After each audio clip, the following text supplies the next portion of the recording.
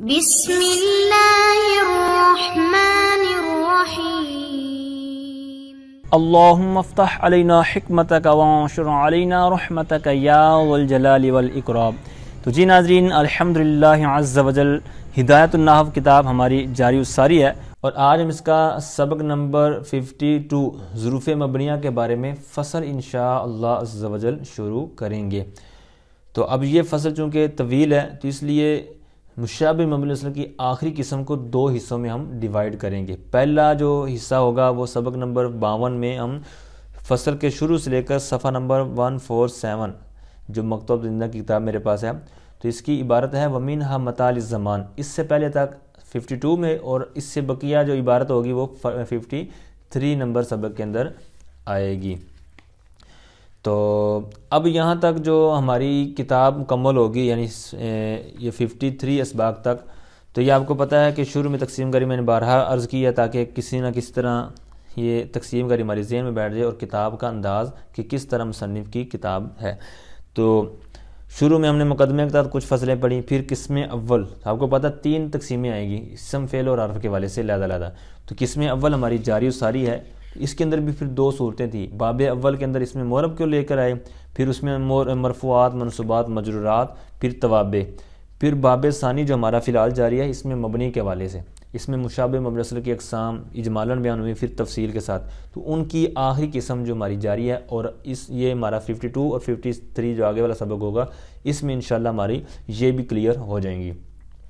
پھر آگے خاتمہ، اور پھر اس کے تحت آگے فصلیں ہیں، پھر قسم ثانی ہوگی فعل کے حوالے سے، پھر آگے قسم ثالث ہوگی حروف کے حوالے سے۔ لیکن ان آگے والے اسباق کے لیے یعنی 54 سبق ہمارا کافی لیٹ آئے گا۔ وجہ کیا ہے وہ میں عرض کرتا ہوں۔ تو سب سے پہلے آپ کا شکریہ ادا کرتا ہوں کہ آپ سب احباب نے بہت مجھے محبت دی، بہت احترام سے پیش آئے، اور اچھے انداز میں آپ نے میرے لیے اپنے دل میں جگہ رکھی۔ تو مطلب آپ کمنٹس کرتے رہتے ہیں، الحمدللہ اندازہ ہوتا ہے کہ آپ قدر کرتے ہیں، دل سے دعائیں دیتے ہیں۔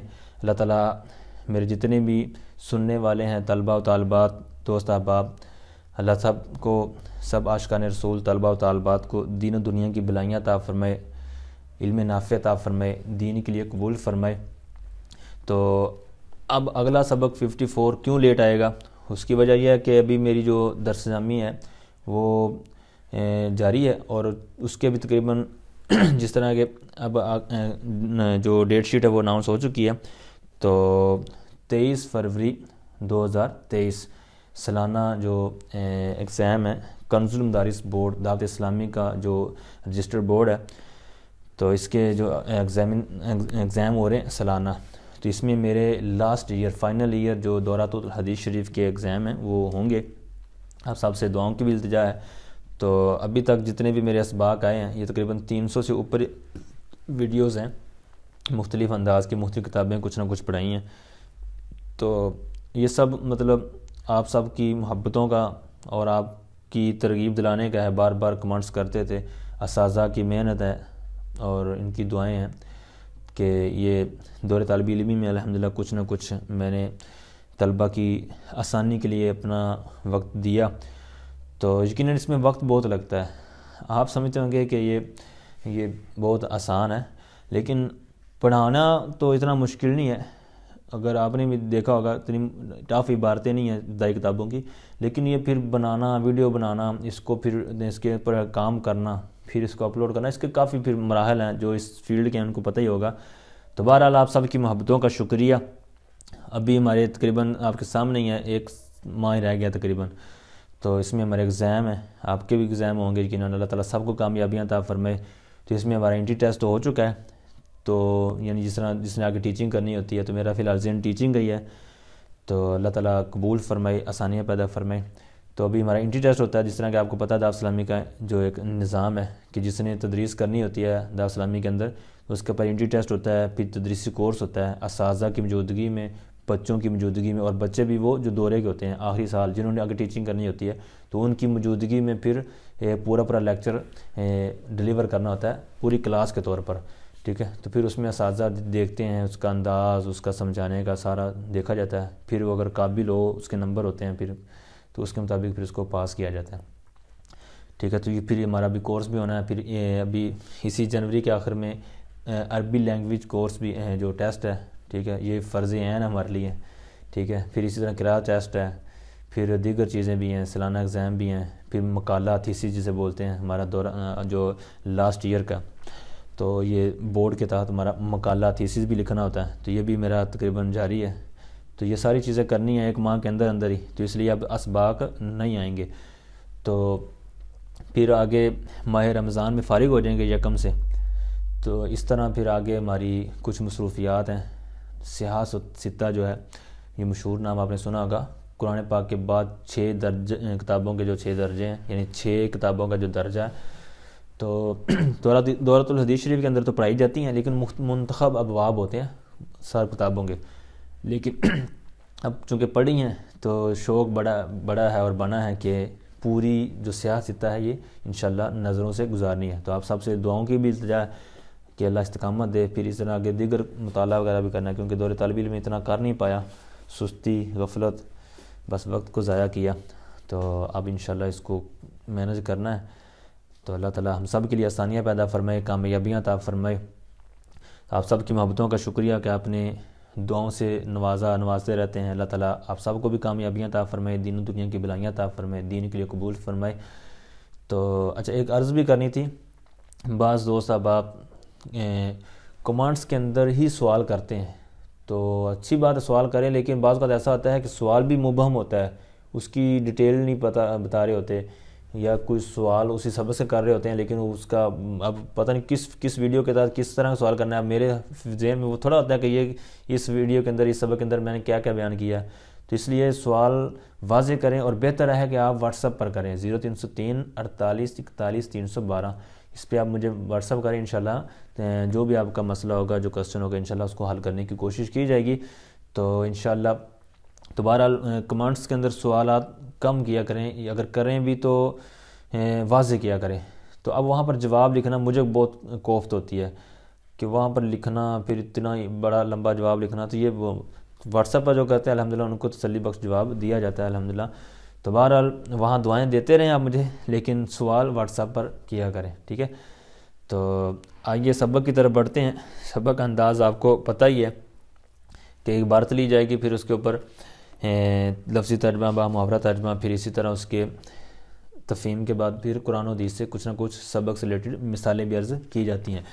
تو شروع میں آپ کو اندازہ ہی ہے کہ کس طرح مثالیں عرض کی ہیں.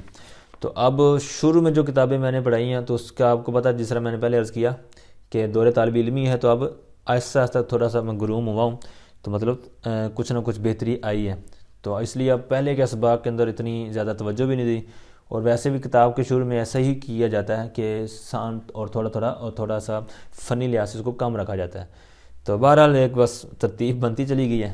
تو اب جیسے انشاءاللہ اب آئندہ کتابیں پڑھائیں گے یا آئندہ اسباق آئیں گے, تو انشاءاللہ اس پر زیادہ کام کر کے, زیادہ ورک کر کے انشاءاللہ پھر ہی اس کو اپلوڈ کیا جائے گا. تو آئیے سبق کی طرف بڑھتے ہیں. تو فصل الظروف المبنیۃ علی اقسام منها ما قطع عن الاضافۃ بان حذف المضاف الیہ كقبل وبعد وفوق وتحت. قال اللہ تعالی للہ الامر من قبل ومن بعد ای من قبل کل شیء ومن بعد کل شیء. هذا اذا كان المحذوف منفیا للمتکلم والا لكانت معربۃ وعلى هذا قرئ للہ الامر من قبل. تو آگے میں بعد میں عرض کرتا ہوں. یہاں تک جو بات ہوئی ہے, تو سب سے پہلی لائن کا عبارت کا ترجمہ سنیں, پھر میں عرض کرتا ہوں. پہلے انہوں نے کہا کہ ظروف مبنیہ علی اقسام, کچھ اقسام پر ہیں, چند اقسام پر ہیں. علی اقسام, اقسام کی تنوین کو تقلیل کے معنی میں لیں گے تو آپ کو یہ ہوگا, یعنی چند اقسام پر ہیں. آگے اقسام آ رہی ہیں. منہا, جس طرح شروع میں لکھا نا منہا ما قطع, اسی طرح ہر جب بات شروع کرنے لگیں گے تو وہاں پر منہا کہہ کے ایک ایک کر کے آگے تفصیل بیان کریں گے. تو اب مبنی ہوتے ہیں ظروف مبنیہ.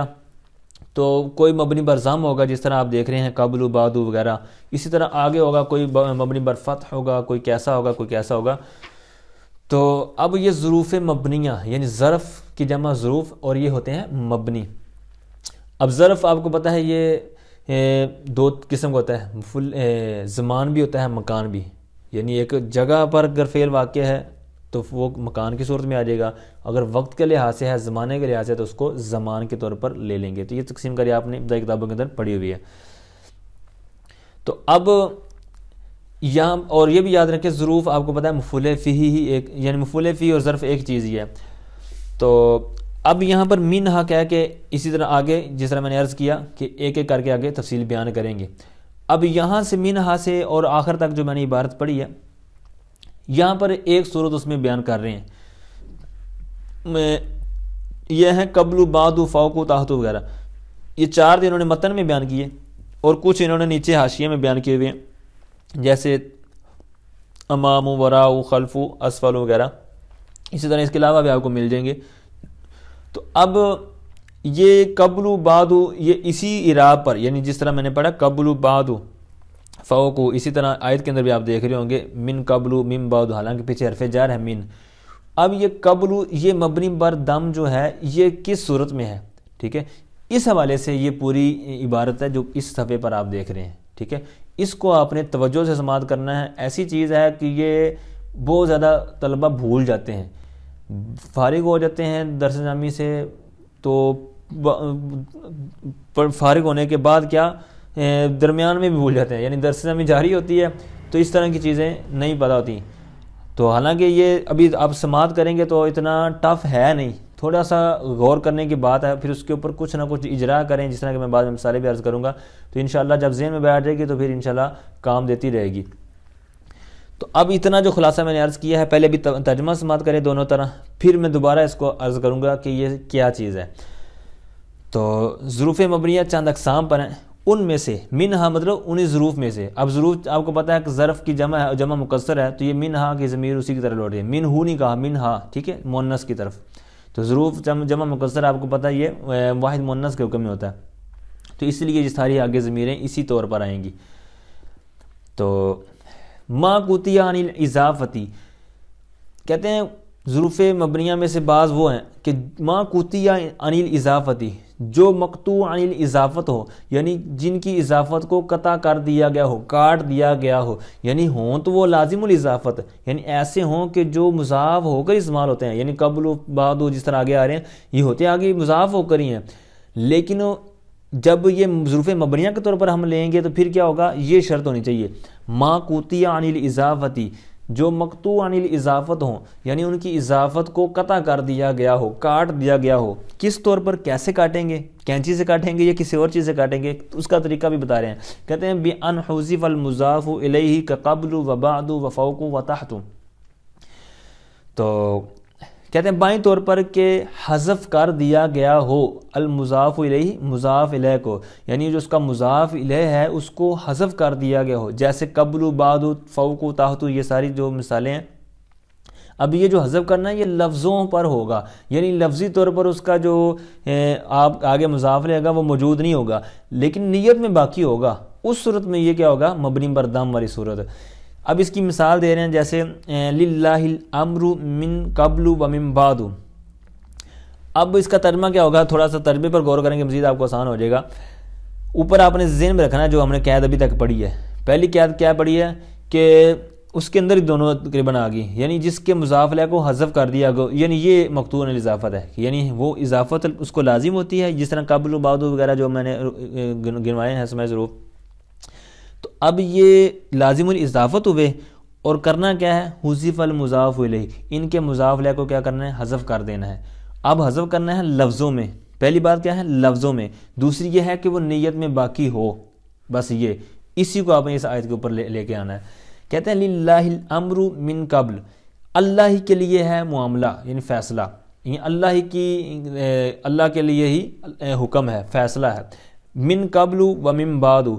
اب قبل کس سے، قبل یعنی کس سے پہلے، ومن بعد اور کس کے بعد، ٹھیک ہے۔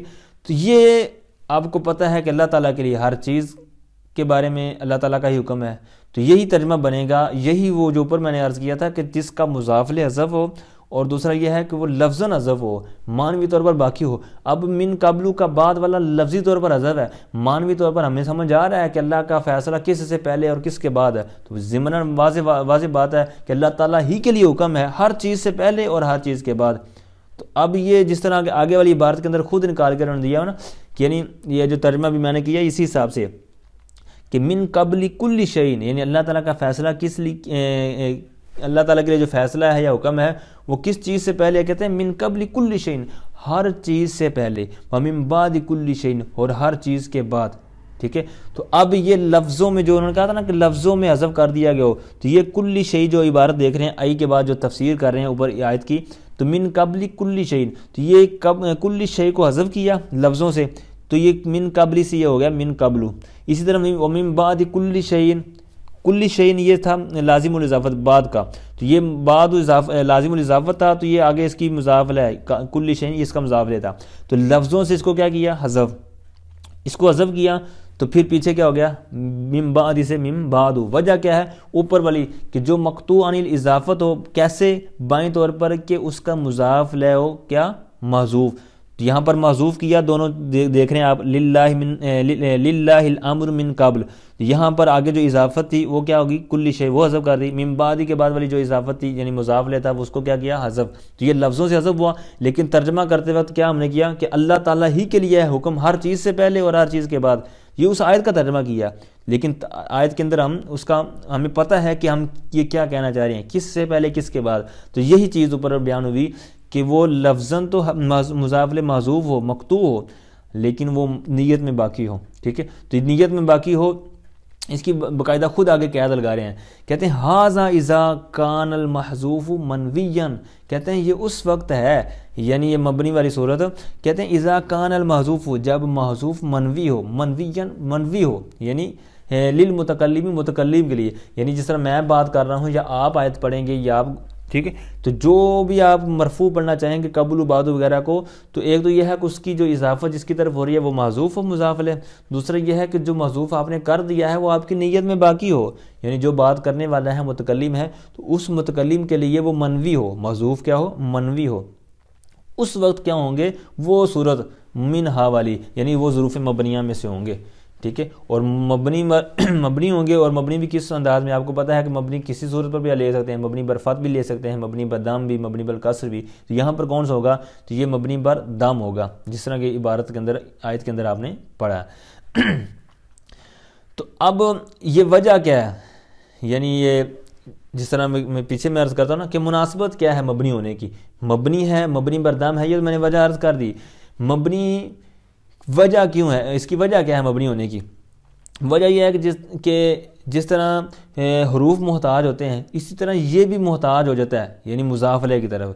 ٹھیک ہے، تو اس طرح جس طرح حروف مشابہ ہیں محتاجگی میں، تو یہ حروف کے مشابہ ہو گئے۔ ٹھیک ہے، تو اب یہ مضاف الیہ کی طرف محتاج ہیں، تو جس طرح حروف محتاج ہیں تو یہ بھی ان کے مشابہ ہو گیا، یہ تو وجہ ہے ان کے مبنی ہونے کی کہ جس طرح حروف محتاج ہوتے ہیں یہ بھی محتاج ہیں مضاف الیہ کی، جس طرح اوپر ساری اس کی بات آپ نے سماعت کی۔ اب مبنی ہونے کی وجہ سماعت کی، پھر مبنی پر دم ہونے کی کیا وجہ ہے، تو اس کی وجہ شاید میں نے ایوب پر بات کی تھی پچھلے کچھ اسباق میں پہلے، جو اس کے حاشیے میں بھی انہوں نے بیان کی ہوئی یہاں پر قبول کے، تو کہتے ہیں انما اختیر الدم، یعنی دم کو کیوں اختیار کیا گیا، یعنی مبنی بر دم کو، تو اس کی وجہ کہتے ہیں لجبری نقصان ہی، یعنی جو نقصان ہوا نا، جو کمی ہوئی، یعنی جس طرح عبارت تھی کہ من قبل کل شیء و من بعد کل شیء، تو یہ جو مضاف الیہ حذف کیا گیا ہے، تو یہ جو مضاف الیہ حذف کیا گیا ہے تو یہ کمی آ گئی، تو اس نقصان کو کمی کو پورا کرنے کے لیے کہتے ہیں کہ یہ دم لگا دیا تاکہ یہ قوی عبارت ہے، حرکت ہے دم والی، تو یہ قوی عبارت ہی سب کبیاں جو ہے وہ پوریاں کر دے۔ ٹھیک ہے، تو اب یہاں تک ہم نے ایک صورت پڑھ لی جو کہ ہماری مقصود تھی، جو متن میں انہوں نے بیان کی ہے وہ ہم نے پڑھ لی، وہ سماعت آپ نے کر لی۔ میں پھر عرض کر دیتا ہوں ایک دفعہ خلاصتاً تاکہ آپ کو مزید واضح ہو جائے، پھر بھی سمجھ نہ آئی ہو تو ایک دفعہ ریپیٹ کر لیجیے گا سبق کو، اتنا جو ہم نے بھی سبق پڑھا ہے، تاکہ یہ اچھے انداز میں آپ کو سمجھ آ گئی، ایک دفعہ بیٹھ گئی تو انشاءاللہ ساری زندگی آپ میں بیٹھ کر کھائیں گے۔ تو اب یہاں تک کیا ہے کہ یہ جو ظروف ہیں یہ مبنی پر دم ہوں گے، کب، تو اس کی صورت یہ ہے کہ یہ لازم الاضافت ہوتے ہیں، اور لازم الاضافت ہیں تو ان کا مضاف الیہ ایک تو کرنا ہے کیا حذف، حذف کرنا ہے لفظوں میں معنوی طور پر وہ متکلم کے ہاں کیا ہو موجود ہو، بس اتنی سی بات ہے. تو پھر کیا ہو جائے گا یہ مبنی بر دم. اب دوسری صورت کہ اگر وہ یہ عبارت میں اب بات کرنے لگا ہوں یہ اس سے ہٹ کر ہے، یعنی ہے تو سبق سے ریلیٹڈ ہی ہے لیکن چونکہ متن کے اندر نہیں ہے تو اس لیے اس طور پر نہیں ہے. وَإِلَّا لَكَانَتْ مُعْرَبَةً کی بات ابھی میں کرنے لگا ہوں. ٹھیک ہے، پہلی جو بات آپ نے سماعت کی، جو خلاصہ بھی میں نے عرض کر دیا، وہ بات وہاں تک کلیئر ہوئی. وَإِلَّا لَكَانَتْ مُعْرَبَةً، وگرنہ کہتے ہیں وہ مورب ہوں گے، یعنی جتنے بھی قبل و بعد وغیرہ ہیں وگرنہ مورب ہوں گے. اب یہ وگرنہ سے کیا مراد ہے؟ وگرنہ سے مراد اسی بارے سے ہم نے سمجھنا ہے. کیسے سمجھنا ہے؟ تو پہلی بات سمجھیں گے کہ حذف والی عبارت نہ ہو، یعنی وہ لازم الاضافت ہیں، اور لازم الاضافت ہیں تو وہ عبارت بھی موجود ہیں، حذف والی صورت نہیں ہے، یعنی مضاف لہ حذف نہیں کیا گیا بلکہ وہ موجود ہے، تو پھر کیا ہوں گے مورب ہوں گے. دوسری کیا ہے کہ حذف والی صورت تو پائی جا رہی ہے لیکن یہ جو آخری قید ہم نے پائی تھی کہ اذا کان المحذوف منویا للمتکلم، یہ والی صورت نہ ہو. پہلی صورت کیا تھی کہ حذف والی صورت ہی نہ ہو. دوسری صورت یعنی وہ مورب ہوگی. دوسری مورب ہونے والی صورت کیا ہے کہ اوپر والا یعنی مضاف لہ حذف تو کیا گیا ہے لیکن وہ ایسا حذف کیا گیا کہ متکلم کو بھی نہیں پتا کہ پیچھے کیا آنا ہے، یعنی وہ مضاف لہ کیا ہے قبل و بعد وغیرہ کا مضاف لہ کا متکلم کو بھی نہیں پتا. تو یہ دو صورتیں کیا ہو جائیں گی؟ یہ مورب ہو جائیں گی. اب یہ جو مبنی والی صورت ہم نے اس کو کیا کہا تھا؟ محذوف منوی، یعنی ذہن کے اندر متکلم کے موجود ہے. اب جو متکلم کے ذہن کے اندر ہے ہی نہیں تو اس کو کہیں گے نسین منسین، یعنی جو بھولی بھٹکری جناب جس طرح کہتے ہیں نا پتہ ہی کچھ نہیں ہے، تو یہ اس معنی میں ہوگا. مورب ہونے کی دو صورتیں ہیں، دوبارہ عرض کر دیتا ہوں کہ ایک تو یہ ہے کہ وہ جو مضاف لہ حذف نہ کیا گیا ہو بلکہ وہ سامنے موجود ہے. ٹھیک ہے. دوسرا یہ ہے کہ وہ حذف تو کیا گیا ہے لیکن مبنی والی صورت میں یہ تھا کہ وہ ذہن میں ہو، لیکن کہتے ہیں کہ مورب والی صورت میں یہ ہے کہ وہ ذہن میں نہیں ہے، پتہ ہی نہیں ہے کہ کس اس کا جو محذوف ہے وہ کیا ہے. ٹھیک ہے، جس طرح مبنی والی صورت میں ہم نے من قبل کل شیء وہ نکالا تھا نا کہ یہ اس کا محذوف منوی ہے، لیکن مورب والی صورت میں یہ پتہ ہی نہیں ہوگا. ٹھیک ہے، اتنی ساری بات سننے کے بعد اب اس کی میں مثال عرض کرتا ہوں. ایک مثال تو انہوں نے خود آگے بیان کی ہوئی وَعَلَى هَذَا کوریا سے. یہ کس وجہ سے کہتے ہیں وَعَلَى هَذَا کوریا، یعنی کہتے ہیں اسی وجہ سے کوریا اس کو پڑھا گیا ہے. کس وجہ سے؟ مطلب یہ جس طرح آگے مثال دیکھیں گے آپ کو پتہ چل جائے گا کہ یہ مثال کس کی دے رہے ہیں. کہتے ہیں لِلَّهِ الْأَمْرُ مِنْ قَبْلٍ وَمِنْ بَعْدٍ. ٹھیک ہے، اب اس کو اس طرح پڑھا گیا نا تو مطلب یہ ہے کہ اس کا پتہ ہی نہیں ہے کہ اس کا وہ محذوف کیا ہے، یعنی منوی نہ ہونے کی مثال ہے. ٹھیک ہے، اوپر منوی ہونے کی مثال اس کو لی تھی نا للہ الامر من قبل و من بعد، تو یہ منوی تھا، مطلب کیا تھا کل شیء کا جو محذوف ہے مضاف ہے تو وہ ذہن میں تھا. اب اس کو بعض قراتوں کے اندر، چونکہ آپ کو پتہ قراتیں بھی مختلف ہیں، قرآن پاک مختلف نسخوں پر لکھے گئے ہیں، مختلف قراتوں پر ٹھیک ہے، تو اب یہاں پر کہتے ہیں اس کو اس انداز میں بھی پڑھا گیا ہے بعض قرات کے اندر، جیسے کہتے ہیں للہ الامر من قبل. اب اس طور پر پڑھا گیا ہے تو اب یہ مبنی بر دم نہیں ہے بلکہ من قبل، من کی وجہ سے مجرور ہے قبلین، اور یہ مبنی نہیں مورب ہے. ٹھیک ہے، مورب کون سی صورت پائی جا رہی ہے؟ مورب کی دو صورتیں تھیں نا، ایک تو یہ تھی کہ مضاف لہ موجود ہو تب مورب ہوگا، دوسرا یہ ہے کہ مضاف لہ محذوف تو کر دیا لیکن محذوف ایسا کیا کہ وہ نسین منسین ہے، یعنی اس کا پتہ ہی نہیں ہے کہ کیا محذوف ہے، یہ اس صورت پر مورب ہے. ٹھیک ہے، تو للہ الامر من قبل و من بعد. ٹھیک ہے، تو یہ اس طور پر مورب ہے. اب یہ تو مثال ہوگی کس کی کہ مضاف لہ بھی محذوف ہے لیکن اس کا پتہ ہی نہیں ہے کہ محذوف آگے جو ہے وہ کون سا ہے، یعنی اس کا لازم الاضافت جو ہے وہ جس کی طرف اضافت ہے وہ ہے کیا. ٹھیک ہے، اسی طرح ایک اور مثال ملتی ہے کہ رب بعد کان خیرا من قبل. اب یہاں پر بھی کوئی پتہ نہیں ہے کہ کس سے پہلے، یعنی بہت سی بعد والی چیزیں بہتر ہوتی ہیں پہلے والی سے، اب اس کا کوئی پتہ نہیں ہے کہ وہ بعد والی پہلے والی کیا ہے. ٹھیک ہے، تو لہٰذا یہاں پر بھی یہ مورب کی ہوں گی. اور دو پہلی صورت تھی کہ حذف نہ کیا ہوگا بلکہ وہ موجود ہو عبارت، جیسے اس کی سمپل سی مثال ہے کہ جئت من قبل زید و من بعد عمر، یعنی میں زید سے پہلے اور عمر کے بعد آیا. تو اب جس قبل کی جس کی طرف اضافت ہو رہی ہے وہ بھی موجود ہے، ومن بعد عمر تو بعد کی جس کی طرف اضافت ہو رہی ہے وہ عمر آگے موجود ہے. تو یہی اوپر میں نے کہا تھا کہ مضاف لہ موجود ہو تو مورب، تو یہ مورب والی ابھی میں نے مثال عرض کی. اس سے پہلے جو آیت بھی نیچے انہوں نے بیان کی ہوئی ہے اور ایک میں نے ربا والی مثال دی، تو یہ کون سی مثال ہے کہ مضاف لے تو حذف ہے لیکن اس کا پتہ ہی نہیں ہے کہ کیا حذف ہے، ٹھیک ہے. تو یہ دو صورتیں ہیں، معرب کی اور ایک مبنی کی ہے جو میں نے اوپر عرض کر دی ہے. امید کرتا ہوں اتنی بات جو میں نے عرض کرنے کی کوشش کی ہے تو ہو سکتا ہے آپ کو سمجھ آ گئی ہو. تو اگر نہ آئی ہو تو پھر بھی سبق رپیٹ کر لیں، وگرنہ سبق تو میں نے سمجھانے کی کوشش پوری کر دی ہے. تو اب اس کے اوپر میں آپ کو مثال عرض کرتا ہوں تو پھر اس کے آگے سبق کو بڑھیں گے. تو قرآن پاک کے ساتھ میں مثالیں عرض کرتا ہوں. سورہ بقرہ آیت نمبر 89، وَكَانُوا مِن قَبْلُ يَسْتَفْتِحُونَ عَلَى الَّذِينَ، یہاں پر قبل یہ اس کا جو مضاف ہے نا پیچھے موصوف ہے وہ منوی ہے، یعنی وہ موجود ہے. اب اس کے پیچھے ایک پورا واقعہ ہے، وہ سارے واقعات عرض کروں گا تو یہ کافی ڈیٹیل بڑھتی چلی جائے گی.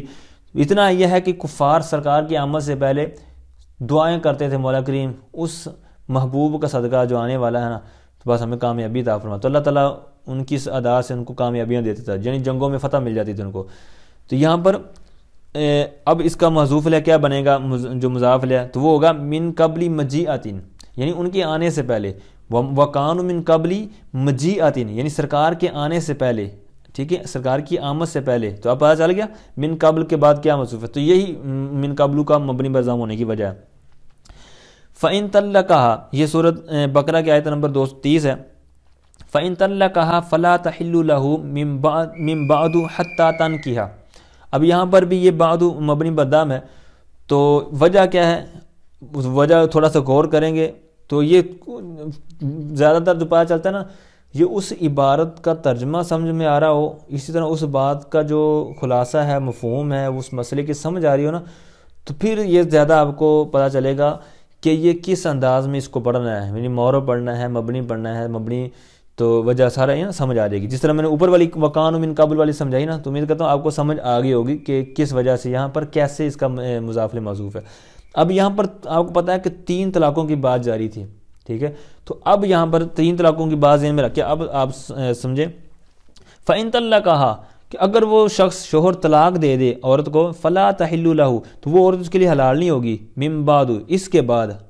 اب کس کے بعد، تو آپ کو پتا ہے کہ 3 طلاقوں کے بعد حلال رہتا نہیں. تو یہاں پر آگے بعد طلقت الثالثہ، یعنی تیسری طلاق کے بعد. تو یہ یہاں پر محذوف منوی ہے، ٹھیک ہے. تو من بعد حتی تنکیہ، یہاں تاکہ وہ کسی اور سے نکاح کر لے. پھر اس کے آگے ڈیٹیل ہے. تو بہرحال 3 طلاقوں والی چونکہ مسئلے پر بات ہو رہی تھی تو اس لیے یہاں پر اس مسئلے کو اگر ذہن میں ہوگا تو پتہ چل جائے گا کہ یہاں پر آگے کیا محذوف ہے جس کی وجہ سے مبنی برضم پڑا ہے.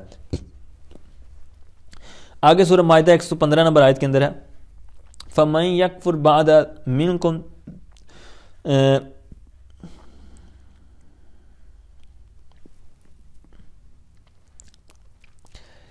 آگے سورہ شعراء آیت نمبر 120 میں ہے ثُمَّ أَغْرَقْنَا بَعْدُ الْبَاقِينَ. تو کہتے ہیں فرمایا اور پھر ہم نے غرق کیا، اغرقنا ہم نے غرق کیا بعد الباقین. تو اب کن کو کیا، بعد انجائہم. آگے سورہ شعراء آیت نمبر 120 ثم اغرقنا بعد الباقین. تو یہاں پر بعد کے بعد انجائہم یعنی نجات سے انجائہم، ٹھیک ہے. اسی طرح سورۃ محمد آیت نمبر 4 کے اندر ہے فَإِمَّا مَنًّا بَعْدُ وَإِمَّا فِدَا. اب یہاں پر بعد الوفاق یعنی وہ جو جس موضوع پر یہ بات جاری تھی تو اس انداز میں عبارت لے کر آئیں گے. پھر اسی طرح ایک حدیث پاک ہے دعا رسول اللہ صلی اللہ علیہ وسلم لعلی فقال اللہم عافی قال فما اشتقیت وجعی بعد. یہ وہ مشہور واقعہ جو خیبر کے مقام پر حضرت مولا علی رضی اللہ تعالی عنہ جب ان کی آنکھیں مطلب کچھ آزمائش میں تھیں تو اس وقت سرکار نے جو لعاب دہن لگایا، فرمایا کہ میں کل یعنی پھر جھنڈا عطا فرمایا اور پھر آگے جو معاملات ہوئے یہاں پر اس موقع پر. تو یہاں پر کیا ہے وجعی بعد. تو یہاں پر بعد مطلب بعد دعائی ہی یعنی سرکار کی دعا کے بعد، ٹھیک ہے. تو اب وہ واقعہ سارا ذہن میں ہوگا نا تو پھر یہ سمجھ آئے گا. یعنی سرکار نے ان کے لیے دعا کی تو وہ کیا کہتے ہیں کہ پھر فما اشتقیت، کبھی مجھے درد نہیں ہوا، یعنی سرکار جو میری آنکھوں میں آنکھیں دکھ رہی تھیں تو کبھی ان میں درد نہیں ہو، بلکہ سرکار کے لعاب دہن کے صدقہ کیا ہوا کہ روشن آنکھیں جو پہلے سے تیز ہو گئیں، ٹھیک ہے، زیادہ روشن ہو گئی، ٹھیک ہے۔ تو اب یہاں پر بعد کا مطلب کیا ہے کہ دعا کے بعد، ٹھیک ہے۔ تو اسی طرح ایک اور حدیث پاک ہے، تو اس کو سمجھنے سے پہلے خلاصتاً میں عرض کرتا ہوں تاکہ سمجھنے میں آسانی ہو، کہ حضرت اسامہ رضی اللہ تعالیٰ عنہ کے والد، ان کو سرکار نے کیا کیا تھا، کسی پر مطلب امیر مقرر کیا تھا، تو ان لوگوں نے ان کو مطلب کچھ ناپسندیدگی کا اظہار کیا۔ پھر جب سرکار نے ان حضرت اسامہ کو بنایا نا، تو پھر ان کو بھی مطلب ان لوگوں نے مطلب تانے دیے یا مطلب اچھا نہ سمجھا۔ تو اب اس کے بعد سمجھیں کہ آپ کو ان کنتم تطعنون فی امارتہ فقد کنتم تطعنون فی امارت ابیہ من قبل، ٹھیک ہے۔ تو من قبل سے مطلب من قبل ہی، تو اب یعنی حضرت اسامہ سے پہلے ان کے والد، تو اب ضمیر ان کی طرف لوٹ رہی ہے، تو پتہ چلا کہ من قبل اس کا مضاف جو ہے وہ محذوف منوی ہے، ٹھیک ہے۔ اس طرح اس کی تھوڑی سی آپ پریکٹس کرتے رہیں گے، جہاں پر آپ کو قبل و بعد وغیرہ اس طرح کی جو چیزیں ملیں گے ضرور، تو آپ انشاءاللہ پریکٹس کریں گے تو آپ کو یہ کلیئر ہوتے چلے جائیں گی انشاءاللہ۔ اچھا، ابھی تک جو عبارت پڑھی ہے آخر میں ان کا ایک نام رکھ رہے ہیں، کہتے ہیں وَتُسَمَّى الْغَایَاتِ، کہتے ہیں ان کو غایات کا نام دیا جاتا ہے، ان کا نام غایات رکھا جاتا ہے۔ مطلب جتنے بھی ہم نے پڑھے ہیں ظروف، تو ان کو دوسرا کیا نام دیا جاتا ہے، غایات کا۔ اب غایت کی جمع ہے غایات، اس کا مطلب ہوتا ہے انتہا۔ تو اب ان کو نام دینے کی وجہ کیا ہے، یہ بھی انہوں نے نیچے بیان کی ہوئی ہے۔ وجہ یہ مختصر خلاصہ یا سمجھیں کہ ایک بندہ آگے بات کرنا چاہ رہا ہو، ٹھیک ہے، تو اس کو وہاں پر روک دیا جائے تو یہ کیا ہوتا ہے، اس کی انتہا وہاں کر دی نا ہم نے، اس کو جناب اس کی ختم کر دیا، اس کی بات کو قطع کر دیا، وہاں پر اس کی انتہا کر دی۔ تو یہ بھی چونکہ اس کی آگے بات بڑھ رہی ہوتی ہے، جس طرح کہ پیچھے آپ نے مثال پڑھی نا وَمِن قَبْلِ كُلِّ شَيْءٍ، یہ بات آگے بڑھ رہی تھی تو وہاں سے روک کر یہاں تک بات کو ختم کر دیا، من قبل تک۔ تو یہ اسی وجہ سے غایت کہتے ہیں کہ یہاں پر ان کی انتہا ہو جاتی ہے، یعنی بات تو آگے بڑھ رہی تھی لیکن اس کو ختم کر کے وہاں پر سٹاپ کر دیا، تو اس وجہ سے ان کو غایات کا نام دیا جاتا ہے۔ وَمِنْهَا حَيْثُ بُنِيَ تَشْبِيهًا لَهَا بِالْغَایَاتِ لِمُلَازَمَتِهَا الْإِضَافَةَ إِلَى الْجُمْلَةِ فِي الْأَكْثَرِ، اور ظروف مبنیہ میں سے حیثو ہے۔ اب اس کو مبنی کیوں بنایا گیا ہے، تو کہتے ہیں بُنِیَ تَشْبِيهًا لَهَا بِالْغَایَاتِ، غایات کے ساتھ اس کی مشابہت کی وجہ سے مبنی ہے، مبنی بنایا گیا ہے۔ غایات کیا ہوتا ہے، یہ پیچھے ساری ڈیٹیل جو ابھی تک ڈیٹیل پڑھ چکے ہیں، یہ غایات کے متعلق ہی تھی، ٹھیک ہے۔ تو غایات کے ساتھ مشابہت کی وجہ سے اس کو مبنی بنایا گیا ہے، یعنی یہ مبنی ہے۔ اب اس کی صورت کیا کہتے ہیں، لِمُلَازَمَتِهَا الْإِضَافَةَ، اس کے یعنی جو حیثو ہے اس کے اضافت کو لازم پکڑنے کی وجہ سے، لازم ہونے کی وجہ سے، یعنی یہ لازم الاضافت ہے، یعنی جس طرح پیچھے غایات ہے تو وہ بھی لازم الاضافت ہے، تو یہ کیا ہے کہ یہ بھی لازم الاضافت ہے۔ یہ کس کی طرف لازم الاضافت ہے، دو صورتیں ہیں۔ پہلی صورت یہاں پر کہتے ہیں الی الجملۃ فی الاکثر، یعنی اکثر طور پر، اکثری طور پر کیا ہوتا ہے کہ یہ جملے کی طرف مضاف ہوتا ہے، اضافت ہوتی ہے۔ بعض کا مفرد کی طرف بھی ہوتی ہے، جیسے قد یضاف سے بیان کر رہے ہیں، تو بہرحال اکثر طور پر یہ جملے کی طرف اس کی اضافت ہوتی ہے۔ تو جیسے اللہ پاک کا فرمان بھی ہے کہ سنستدرجہم من حیث لا یعلمون، اب لا یعلمون آپ کو پتہ ہے فعل بفاعل، تو یہ جملہ ہے، جملہ فعلیہ، تو حیث کی اضافت جملے کی طرف ہو رہی ہے۔ تو یہی ان کا کہنا اوپر ہے کہ اکثر طور پر جملے کی طرف اس کی اضافت ہوتی ہے، تو اس وجہ سے اس کو کیا ہے کہ غایات کا مشابہت ہوئی، اور اس وجہ سے یہ کیا ہے مبنی۔ تو مبنی کیسے ہے، تو وہی جو اوپر عرض کر کے آئے کہ مبنی پر دم ہے۔ اب یہاں پر آپ نے تھوڑا سا غور کرنا ہے کہ یہ کیسے ان کی مشابہت ہے، یہ تھوڑا سا آپ نے غور کرنا ہے۔ تو سب سے پہلے یاد رکھیں جو انہوں نے فرمایا نا کہ یہ جملے کی طرف مضاف ہوتا ہے، جس طرح میں نے آپ کو دکھایا بھی کہ حیثو آگے لا یعلمون کی طرف اضافت ہے، اور لا یعلمون جملہ ہے فعل بفاعل، تو یہ جملہ فعلیہ ہے، اور جملہ فعلیہ کیا بن رہا ہے، حیثو کا مضاف الیہ۔ اب اتنی بات سمجھنے کے بعد اب تھوڑا سا غور کریں کہ جو جملہ ہوتا ہے یہ بحیثیت جملہ نہ یہ مضاف ہوتا ہے نہ کیا ہوتا ہے مضاف الیہ، یعنی دونوں چیزیں نہیں ہوتا، لیکن یہاں بن کیا رہا ہے مضاف الیہ۔ اب مضاف الیہ بن رہا ہے لیکن ہوتا نہیں ہے ویسے، یعنی نہ جملہ مضاف ہوتا ہے نہ مضاف الیہ ہوتا ہے، لیکن یہاں بن کیا رہا ہے مضاف الیہ۔ تو اب کریں گے کیا، اب ہم اس کو مصدر کی طویل میں کریں گے۔ اب مصدر کی طویل میں کریں گے تو صحیح، لیکن یہاں پر تو ہمارے پاس جملہ فعلیہ لکھا ہوا ہے، تو اب وہ جو مصدر کی طویل میں کریں گے وہ وہی کریں گے، مطلب کہ جو ہمیں اس کا مفہوم سمجھ آ رہا ہے. لا یعلمون کا جو مفہوم سمجھ آ رہا ہے وہ کیا ہے کہ عدم علمہم، کہ یعنی ان کو علم نہیں ہے، وہ یعنی وہ جانتے نہیں ہے. لا یعلم وہ جانتے نہیں ہیں، مطلب یہ کہ ان کو علم نہیں ہے. تو یعلمون کا ہم مصدر لیں گے علم، تو اسی طرح اس کی ضمیر بھی لیں گے ساتھ میں، یعنی عدم علمہم، یعنی ان کا علم نہ ہونا، ان کو علم نہ ہونا، ان کا نہ جاننا. ٹھیک ہے، تو یہ مصدر کی طویل میں ہو گیا. اب یہ جو ہم نے اس سے مفہوم اخذ کر کے مصدر کی طویل میں لے کر آئے ہیں، تو یہ چونکہ موجود نہیں ہے، حالانکہ حقیقت میں یہی اس کا مضاف لے ہے حیثو کا، لیکن وہ چونکہ موجود نہیں ہے تو یہ گویا کہ ہم محتاجی، یہ حیثو کی اس کی طرف محتاجی ہوئی. ٹھیک ہے، تو یہی محتاجی اس کی مشابہت کی وجہ بنی، اور اسی وجہ سے اس کو کیا کر دیا گیا، یہ غایات کے ساتھ مشابہت ہوئی. یعنی جس طرح وہ مقطوع عن الاضافت ہے، اسی طرح یہ بھی مصدر جو اس کا حقیقی مضاف الیہ تھا، کیونکہ جو جملہ ہوتا ہے یہ نہ مضاف ہوتا ہے نہ مضاف الیہ ہوتا ہے، اور جو حقیقت میں اس کا ہے مضاف الیہ، جس طرح مصدر کی طویل میں ہم نے کرنا ہے، تو یہ تو موجود نہیں ہے، گویا کہ مقطوع عن الاضافت والی صورت میں آ گیا. تو لہٰذا یہ کیا بن گیا کہ یہ اب غایات کی طرح اس کے ساتھ مشابہت ہوئی، تو یہ مبنی ہو گیا. ٹھیک ہے، امید کرتا ہوں یہ بات تھوڑی سی ٹف تھی تو سمجھ آئی ہوگی. اب یہ تو تھی جملے کی طرف اس کی اضافت ہوتی ہے. تو آگے اس کی اوپر انہوں نے یہ بھی بیان کیا تھا نا، فی الاکثر، یعنی جملے کی طرف ہوتا ہے اکثر طور پر، یعنی اکثر طور پر یہی ہوتا ہے. تو اب اکثر سے ہی ہمیں پتہ چل گیا کہ بعض کا تو مفرد کی طرف بھی ہوتا ہے. تو اب اس میں پھر اختلاف ہے کہ اس وقت یہ مبنی ہوگا یا معرب ہوگا. تو بہرحال کہتے ہیں وقت یضاف الی المفرد، کہتے ہیں بس اوقات بعض اوقات یہ مفرد کی طرف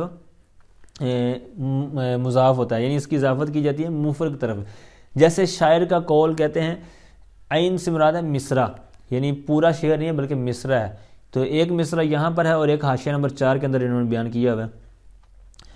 تو جو مقصود ہے ہمارا وہ انہوں نے متن میں لکھ دیا ہے. کہتے ہیں اما ترى حیث سہیل طالعا، یہ سہیل یہ ستارے کا نام ہے، طالعا طلوع سے. تو حیث یہاں پر ہمارا مقصود ہے، یہ آگے سہیل مفرد کی طرف مضاف ہے. ٹھیک ہے، تو یہی اوپر بیان ہوا نا قد یضاف الی المفرد، کہ بس اوقات مفرد کی طرف اس کی اضافت کی جاتی ہے. تو اب یہاں پر یہ مفرد کی طرف اس کی اضافت ہے. ٹھیک ہے، اچھا، تو اب یہاں پر جو جس طرح میں نے پہلے عرض کیا کہ جب مفرد کی طرف اضافت ہوگی اس وقت دو صورتیں ہیں. بعض کہتے ہیں کہ اس وقت بھی یہ مبنی ہی ہوگا، بعض کہتے ہیں معرب ہوگا. جو کہتے ہیں کہ حیثو چونکہ مفرد کی طرف ہے تو یہ معرب ہے، ان کی وجہ یہ ہے کہ اوپر قید کیا لگائی تھی، وجہ کیا بیان کی تھی اس کے مبنی ہونے کی، کہ جملے کی طرف اس کی اضافت ہے. یعنی ان کی وجہ یہ ہے کہ یہ علت ہے، اس کی وجہ ہے، اس کا سبب ہے، ریزن ہے کہ یہ جملے کی طرف اضافت ہوگی تو پھر کیا ہوگا کہ یہ ہوگا مبنی بردم. ٹھیک ہے، وہی مشابہت اور ساری محتاجگی والی بات جو اوپر آپ نے سماعت کی.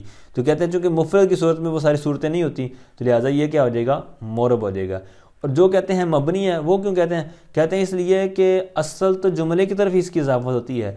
کبھی کبھی کوئی شاذ صورت مل جاتی ہے، جس طرح آپ نے بھی شعر اٹھا کے ہمارے سامنے پیش کیا ہے، تو یہ کبھی کبھی ہوتا ہے. تو جو شاذ ہوتا ہے اس کو اتنی ویلیو نہیں ہوتی، تو لہٰذا ہم تھوڑے سی ایک دو مثالوں کے لیے ہم اپنا قاعدہ چینج کر دیں، ایسا نہیں ہوگا، بلکہ ہم اس کے اوپر بھی وہی فٹ کر دیں گے مبنی والا. تو لہٰذا جو مشہور قول، یہ بھی انہوں نے نیچے بھی یہی اختیار کیا کہ مشہور یہی ہے اور زیادہ راجع اور زیادہ فصیح یہی ہے کہ اس کو مبنی کی صورت میں ہی رکھا جائے، یعنی مفرد کی صورت میں بھی اس کو حیثو مبنی ہی پڑھا جائے. ایسا نہیں ہے کہ جناب پیچھے عامل کی وجہ سے اس کو حیثو، حیثی، حیثہ وغیرہ جو بھی بدلتے رہیں، نہیں ایسا نہیں. ٹھیک ہے، تو امید کرتا ہوں یہ بھی سمجھ آ گئی ہوگی.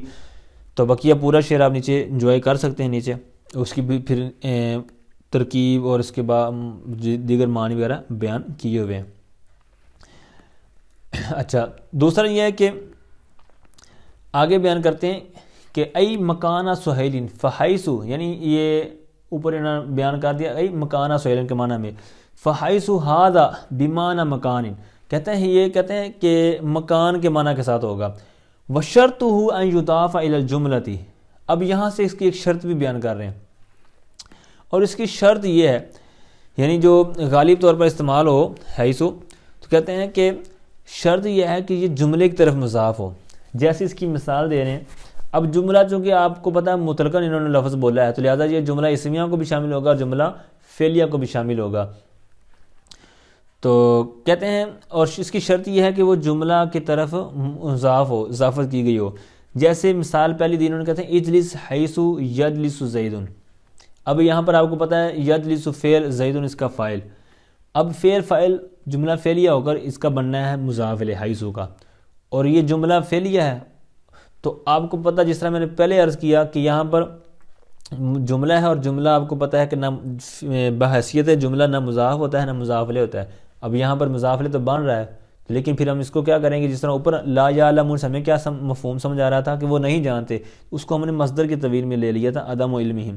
اب یہاں پر زید یجلس زید، زید بیٹھتا ہے، ٹھیک ہے، یعنی تو بیٹھ اس جگہ جہاں پر زید بیٹھتا ہے. اب یہاں پر زید بیٹھتا ہے تو مطلب کیا چلا کہ زید کا بیٹھنا، یعنی زید کے بیٹھنے کی جگہ تو بیٹھ. تو اب یہ زید کا بیٹھنا جو ہمیں مفہوم سمجھا رہا ہے نا، اسی کو ہم مصدر کی طویل میں لے دیں گے. تو کیا بنے گا اجلس حیث، یعنی یا پھر اس کو یہاں لگا لیں وہی مکانہ، ٹھیک ہے، جلوس زید، یعنی زید کے جلوس، یعنی زید کے بیٹھنے کی جگہ پر تو بیٹھ. ٹھیک ہے، یہ ایک مثال تھی نا حیث کے بعد جملہ فعلیہ ہے. پھر اسمیہ کی بھی انہوں نے مثال دی ہوئے، کہتے ہیں اجلس حیث یجلس زید اور اجلس حیث زید جالس. ٹھیک ہے، تو اجلس مکان جلوس زید کے معنی میں ہوگا یہ. ٹھیک ہے، یعنی یہ اس مصدر کی طویل میں لے آئے. پھر اس کے اوپر وہی محتاجگی والی بات جو میں نے اوپر لا یعلمون کے تحت کی تھی، تو اس وجہ سے وہ محتاجگی والی صورت ہوئی، وہ ساری صورت جو میں نے پہلے عرض کر دی، تو وہاں پر محتاجگی والی صورت پائی گی، لہٰذا یہ مشابہت ہوگی غایات کے ساتھ، اور اس لیے مبنی ان کو بنایا گیا. ٹھیک ہے، یہ ساری چیزیں نیچے انہوں نے بیان کی ہوئی ہیں، جس کا میں نے خلاصہ عرض کرنے کی کوشش کی ہے. پھر یہ حیثو کی جو بات ہو رہی ہے، تو کہتے ہیں یہ جو جمہور ہے نا، ان کے نزدیک یہ مکان کے لیے آتا ہے. یعنی جس طرح میں نے شروع میں عرض کیا کہ یہ ظرف زمان بھی ہوتا ہے، ظرف مکان کے لیے بھی یہ ظروف استعمال ہوتے ہیں. تو یہ جو حیثو ہے اس کے اندر اختلاف ہے، یعنی ایک ہی حیثو لفظ ہے، اسم ہے، تو یہ اس میں جو ظرف ہے ظروف مبنیہ میں سے، تو اس کے اندر جمہور جو ہیں نحات، ان کے نزدیک کیا ہے، یہ مکان کے لیے ہے، اور جو امام اخفش ہیں ان کے نزدیک یہ کہتے ہیں یہ زمان کے لیے. ٹھیک ہے، اب اس پر کچھ مثالیں میں عرض کرتا ہوں. وَمِنْ حَيْثُ خَرَجْتَ فَوَلِّ وَجْهَكَ شَطْرَ الْمَسْجِدِ الْحَرَامِ، سورہ بقرہ آیت نمبر 149 میں ہے. یہاں پر حیثو یہ جملے کی طرف آگے اضافت ہو رہی ہے. اسی طرح 144 کے اندر بھی ہے کہ وَحَيْثُ مَا كُنْتُمْ فَوَلُّوا وُجُوهَكُمْ شَطْرَهُ. ٹھیک ہے، یہاں پر بھی جملے کی طرف اس کی اضافت ہے.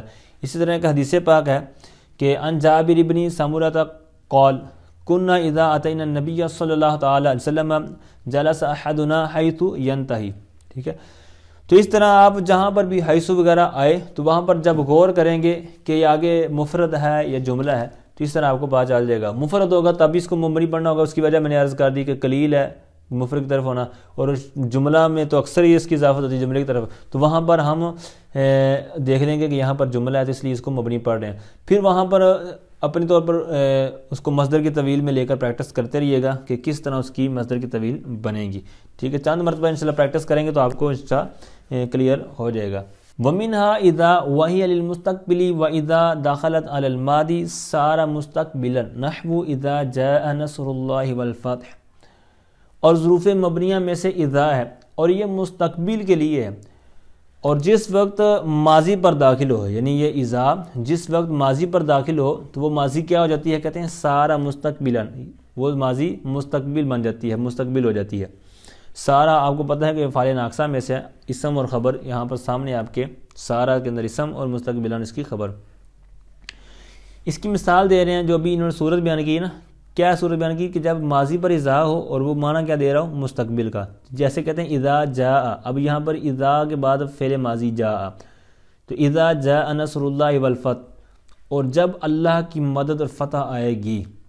اب آئے گی مستقبل، حالانکہ ماضی پر داخل ہو رہا ہے. ٹھیک ہے، تو یہی انہوں نے اوپر بیان کیا کہ اذا مستقبل کے لیے ہے، اور ماضی پر داخل ہو تو وہ ماضی مستقبل ہو جاتی ہے، یعنی ماضی معنی دے گی مضارع کا، جس طرح آگے آپ نے ترجمے میں غور کیا.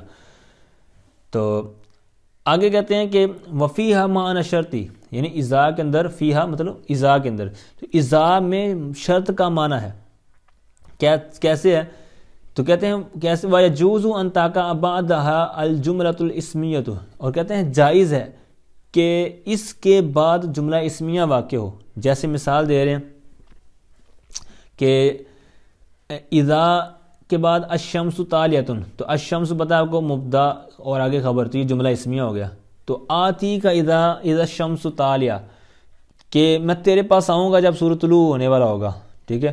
تو اب شرط یعنی شرط و جزا کے اندر جو شرط والا جو لفظ آپ نے سنا، تو شرط کیسے کہتے کیسے ہیں، تو اس کا بھی انہوں نے نیچے معنی بیان کیا، یعنی ایک مضمون جملہ دوسرے مضمون جملے پر فٹ کرنا، اس کا ترتب کرنا، ٹھیک ہے، تو اس کو کہتے ہیں. اب یہاں پر بھی اسی طرح، ٹھیک ہے. تو شرط کے اندر یعنی اذا کے اندر بھی یہی شرط کا معنی، اذا کے اندر بھی جو انہوں نے کہا نا کہ فیہا معنی شرط، تو یہاں پر بھی اس صورت ہے. اب انہوں نے کیا بیان کیا کہ جب اس کے بعد جملہ اسمیہ ہو سکتا ہے، ایک تو صورت انہوں نے یہ بیان کر دی. دوسرا آگے بیان کرتے ہیں کہ مختار کیا ہے، کہتے ہیں والمختار الفعلیۃ. اب الفعلیہ کا جو موصوف ہے وہ مقدر ہے، یعنی جس طرح اوپر عبارت ہے الجملۃ الاسمیۃ، یہاں پر بھی اسی طرح عبارت تھی الجملۃ الفعلیۃ. تو آپ کو پتہ ہے جو مصنفین ہوتے ہیں کہ یہ متن کو اختصار ہی کرتے رہتے ہیں جہاں تک ہو سکے، یعنی پیچھے کسی بات کا ذکر ہو چکا ہو تو آگے پھر اس کو شارٹ کر دیتے ہیں تاکہ آئیڈیا ہو جائے کہ جس طرح پیچھے عبارت تھی جو اسلوب تھا یہاں پر بھی وہی ہے لیکن حذف کے طور پر. تو کہتے ہیں اور مختار فعلیہ ہے، یعنی اوپر یہ تو کہہ دیا کہ اس کے بعد جملہ اسمیہ آ جاتا ہے، واقع ہو سکتا ہے، لیکن یہ جو فعلیہ ہے یہ مختار ہے. وجہ کیا ہے وہ بھی میں عرض کرتا ہوں. پہلے مثال دے کے کہتے ہیں آتی کا اذا طلعت الشمس. اب یہاں پر ہے کہ آؤں گا میں تیرے پاس جب سورج طلوع ہوگا، تو اب یہاں پر طلعت الشمس فاعل یعنی یہ جملہ فعلیہ ہے. تو یہ کیا کہہ رہے ہیں کہ مختار فعلیہ ہے، یعنی جملہ فعلیہ آنا اذا کے بعد یہ مختار ہے، یعنی بیسٹ ہے، بہترین ہے. دونوں آ سکتے ہیں، وہ بھی لے سکتے ہیں، یہ بھی لے سکتے ہیں، لیکن چونکہ آپ کو پتہ ہے کہ اس کے اندر اوپر انہوں نے کیا کہا تھا کہ اذا کے اندر معنی ہے شرط کا، اس کے اندر شرط کا معنی پایا جاتا ہے، اور آپ کو پتہ ہے کہ یہ جو شرط ہوتی ہے جملہ فعلیہ ہوتی ہے. تو اب چونکہ اس کے اندر کیا ہو گیا شرط والا معنی پایا گیا، تو لہٰذا بہتر پھر اولا کیا ہے کہ فعلیہ ہی ہو، کیونکہ شرط کے بعد جملہ فعلیہ ہوتا ہے اور اس کے اندر بھی چونکہ شرط کا معنی پایا جاتا ہے تو اس لیے بہتر یہ ہو گیا کہ فعلیہ ہی ہو. لیکن چونکہ اس کی وضع اس کے لیے ہے نہیں، اس لیے اوپر کہہ دیا کہ وہ بھی آ سکتا ہے یہ بھی آ سکتا ہے، ٹھیک ہے. دونوں صورتوں کو انہوں نے گنجائش عطا کی. اچھا آگے ایک انہوں نے بہت پیاری بات کیا بیان کی نیچے، یہ جو حاشیہ نمبر 2 ہے، کہ اوپر تو کہا تھا نا کہ یہ ماضی پر داخل ہو اور اس کو وہ ماضی جو مستقبل کے معنی میں ہو جاتی ہے. بعض انہوں نے نیچے صورتیں بیان کی ہیں کہ وہاں پر بدلتا نہیں ہے، جیسے کہتے ہیں حتی اذا صاوا، یہاں پر اب اذا کے بعد صاوا تو یہاں پر مضارع کے معنی میں نہیں ہے. اسی طرح حتی اذا بالغا تو یہاں پر ماضی کے معنی میں ہے، دونوں آیتوں میں، ٹھیک ہے. اسی طرح حتی اذا بالغا یہاں پر بھی ماضی کے معنی میں، یہاں پر مضارع کے معنی میں. اسی طرح حتی اذا جعلہ نارا تو یہاں پر بھی اسی معنی میں ہے. تو اب وہاں پر جو کہتے ہیں اس کا جواب کہتے ہیں کثرت استعمال کی وجہ سے، یعنی عموماً کثرت طور پر وہی ہوتا ہے جو اوپر متن میں بیان ہوا ہے. یہ چاند اس طرح کی مثالیں مل جاتی ہیں کہ وہاں پر ماضی پر داخل ہوا ہے لیکن ماضی کے معنی میں اس طرح ہو سکتا ہے لیکن کم ہے. کثرت کیا تھی؟ کثرت وہی تھی جو اوپر بیان ہو گیا، اس لیے ہم وہاں پر اس کا اسی انداز میں ذکر کر دیا، ٹھیک ہے. کہتے ہیں فالمراد باستعمالها فی المستقبلی مستقبل الاستعمال علی سبیل الکثرت، یعنی وہی جو کثرت کے طور پر استعمال ہے تو وہی اسی طور پر انہوں نے اوپر بیان کیا ہے. تو لہٰذا چند اگر مثالیں مل جاتی ہیں تو اس کی وجہ سے کوئی خرابی لازم نہیں آتی. ہو سکتا ہے جس طرح کے اوپر حیثو کی مفرد والی صورت بھی بیان کی گئی. آگے کہتے ہیں وقت تکون للمفاجاتی، اور کبھی یہ یعنی یہ جو اذا ہے یہ مفاجات کے لیے آتا ہے، یعنی اچانک کے معنی کے لیے آتا ہے. مفاجات آپ کو پتہ ہے باب مفعلہ کا مصدر ہے، اس کی تحقیق ساری نیچے بیان کی ہوئی ہے. تو اچانک کے معنی میں، اور یہ فا جیم حمزہ یعنی مصدر ہے مبعوث اللام سے، باب مفعلہ سے، تو اچانک کے معنی میں. اسی طرح دیگر اس کی تحقیق انہوں نے بیان کی ہوئی ہے. تو بہرحال یہ جو اذا ایک تو شرط کے معنی میں اوپر ساری اس کی ڈیٹیل پڑھ لی، اور بس اوقات کہتے ہیں کہ یہ مفاجات کے لیے آتا ہے. مضارع پر قد آیا تقلیل کے معنی میں ہوگا، یعنی کبھی کبھی. تو کہتے ہیں فَيُخْتَارُ بَعْدَهَا الْمُبْتَدَأُ، تو اس کے بعد مبدا مختار ہے، یعنی اس کے بعد مختار کیا ہے کہ مبدا ہو. تو چونکہ اذا شرطیہ کے طور پر جب تھا تو اس وقت کیا کہا تھا کہ مختار ہے فعلیہ آنا. اس کی وجہ میں نے عرض کر دی کہ شرط جملہ فعلیہ ہوتی ہے، تو اس لیے جب چونکہ شرط والا معنی اس کے اندر تھا تو اس وجہ سے اس کو کیا کر دیا کہ مختار کیا دیا فعلیہ طور پر، اسمیہ کی گنجائش رکھی. اب یہاں پر چونکہ اس شرط والی صورت نہیں ہے بلکہ مفاجات کا خود ہی انہوں نے کہہ دیا کہ مفاجات کے لیے آتا ہے، لہٰذا اس کے بعد کیا ہوگا مبدا ہوگا. اب اس کی ایک وجہ یہ بھی بیان کرنے کی وجہ ہو سکتی ہے کہ تاکہ اذا شرطیہ اور اذا مفاجاتیہ کے اندر فرق ہو سکے، ٹھیک ہے. اس کی مثال دیکھیں، کہتے ہیں خرجت فاذا السبع واقف، میں نکلا تو اچانک درندہ کھڑا ہونے والا. اسابو درندے کو بولتے ہیں. تو اب یہاں پر اسابو مبدا، تو اسی وجہ سے انہوں نے کہا کہ اذا کے بعد مبدا ہوگا، تو یہاں پر اسی طور پر انہوں نے مثال بیان کی۔ تو اب اس کی وجہ بھی یہی انہوں نے ایک بیان جو کی کہ دونوں کے اندر فرق ہو سکے، ٹھیک ہے۔ تو اب یہاں پر جب انہوں نے کہہ دیا نا کہ مختار ہے اس کے بعد مبدا کا آنا، تو پتہ چلا کہ اس کے بعد یہ آنا لازم نہیں ہے، یعنی ضروری نہیں ہے کہ اس کے بعد مبدا ہی ہو، ٹھیک ہے۔ تو کہتے ہیں لیسا بلازم، کہ اس کے بعد یہ آنا، اس کا وقوع مبدا کا آنا یہ کوئی لازم بات نہیں ہے، ٹھیک ہے۔ بس یہ فرق بیان کرنے کے لیے انہوں نے کیا تاکہ دونوں کے درمیان فرق ہو سکے۔ آگے فرماتے ہیں وَمِنْهَا إِذْ وَهِيَ لِلْمَاضِ وَتَقَعُ بَعْدَهَا الْجُمْلَتَانِ الْإِسْمِيَّةُ وَالْفِعْلِيَّةُ، اور ظروف مبنیہ میں سے اذ ہے اور یہ ماضی کے لیے ہے، اور اس کے بعد دو جملے واقع ہوتے ہیں، جملہ اسمیہ اور جملہ فعلیہ۔ یہاں پر اسمیہ سے پہلے اور اسی طرح الفعلیہ سے پہلے الجملۃ موصوف مقدر ہوگا، ٹھیک ہے۔ تو ظروف مبنیہ میں سے اذ ہے اور یہ ماضی کے لیے آتا ہے اگرچہ مضارع پر داخل ہو جائے، اور اس کے بعد دو جملے ہوں گے، جملہ اسمیہ اور جملہ فعلیہ۔ جئتک اذ طلعت الشمس، اسی طرح جئتک اذ الشمس طالعۃ، ٹھیک ہے، جملہ فعلیہ جملہ اسمیہ کی مثال اکٹھی۔ اب یہ مبنی کیوں ہے؟ تو اذ چونکہ آپ کو پتہ ہے کہ 3 حروف سے کم ہے، اور یہ مناسبت میں جہاں ہم پڑھا تھا وہاں پر یہ بھی تھا کہ 3 حروف سے کم ہو تو وہ بھی مبنی والی صورت میں آ جاتا ہے، ٹھیک ہے۔ تو یہ بھی من الا، یعنی جو اس کی مثالیں تھیں من فی وغیرہ، یعنی جس طرح وہ حروف 2 اسی طرح 3 سے کم تھے تو وہ مبنی تھے، تو یہاں پر بھی اسی طرح ان کی مناسبت، ان کی مشابہت کی وجہ سے۔ ایک نیچے انہوں نے بات بیان کی ہے کہ جب یہ مضارع پر داخل ہو تو اس کو ماضی کر دیتا ہے، جیسے اتیت اذ یقوم زید، یہاں پر یقوم فعل مضارع ہے تو یہ کس معنی میں ہوگا؟ اذ قام زید کے معنی میں۔ پھر اسی طرح ایک اعتراض یہ، اس کا جواب یہ دیا گیا کہ یہ کثرت کے طور پر ہے، اس وجہ سے اس کو ماضی والی تعبیر میں لے کے، ورنہ یہ بعض کا مضارع والے معنی صورت میں بھی آ جاتا ہے۔ پھر اسی طرح یہ آخر میں اعتراض کا جواب یہ دیا گیا کہ جس طرح اذا مفاجاتیہ ہوتا ہے اسی طرح اذ بھی ہوتا ہے۔ اب اذ کو اوپر متن میں کیوں نہیں ذکر کیا کہ اذا کے لیے تو کیا دیا گیا تھا اذا مفاجاتیہ ہوتا ہے، اذ کیوں نہیں کہا؟ اس وجہ سے کہ یہ کم استعمال ہوتا ہے، کبھی کبھی اس صورت اس کی پیدا ہوتی ہے، وگرنہ اذا جو اکثر ہوتا ہے یا زیادہ استعمال ہوتا ہے، اس لیے اس کا متن کے اندر ذکر کر دیا گیا، ٹھیک ہے۔ آگے آئیے کہتے ہیں وَمِنْهَا أَيْنَ وَأَنَّا لِلْمَكَانِ بِمَعنَى الْاِسْتِفْهَامِ نَحْوُ أَيْنَ تَمْشِي وَأَنَّا تَقْعُدْ، وَبِمَعنَى الشَّرْطِ نَحْوُ أَيْنَ تَجْلِسْ أَجْلِسْ وَأَنَّا تَقُمْ أَقُمْ۔